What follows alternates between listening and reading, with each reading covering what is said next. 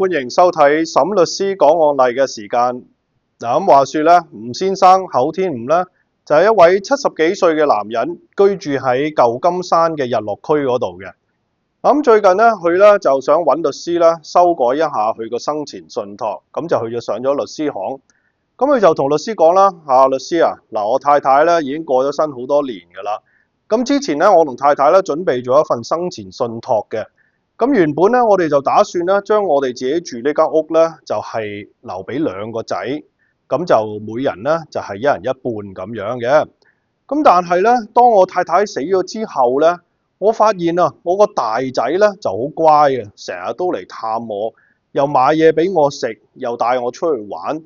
我細仔咧，相反地咧，就係從來都唔接我電話嘅，人影都唔見嘅。即係過年過節咧，佢都唔會打電話嚟問候我嘅。我覺得咧，我對呢個仔咧，完全係失去咗希望㗎啦。我係唔想再同呢個細仔有任何嘅關聯。咁因此咧，律師啊，我想你幫我改咗個生前信託，淨係將間屋留俾我個大仔。咁個律師咧就話：嗱，吳生，你當然有權可以咁樣做啦。咁但係你有冇考慮過咧？若果你咁做嘅話，當你百年歸老之後咧，你個細仔有可能咧去法庭嗰度咧去 challenge 你呢個生前信託嘅修改，咁就話咧你唔應該咧淨係將間屋留俾個大哥。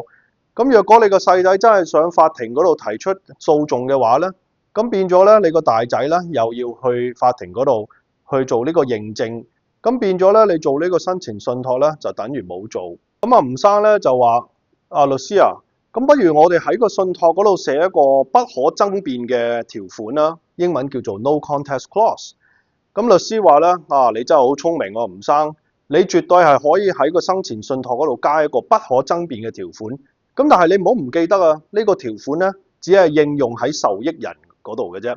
咁若果你個細仔咧根本係冇任何嘅繼承嘅財產嘅話咧，咁即係話佢就唔係受益人。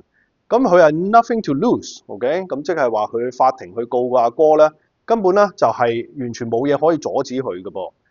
咁就吳先生講就話：如果係咁嘅話，律師有啲咩解救嘅方法咧？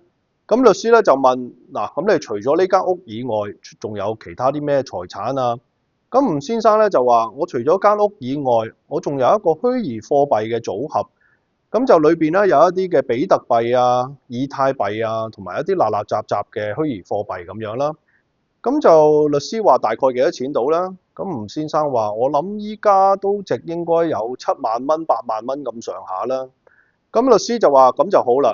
嗱，不如咁樣，你可以將你嗰個嘅財產分配啦，就係將間屋留俾個大仔。而嗰啲嘅虛擬貨幣咧，就留俾個細仔咁樣。咁如果係咁做嘅話咧，咁變咗細仔咧，佢都有繼承，即係佢都係受益人。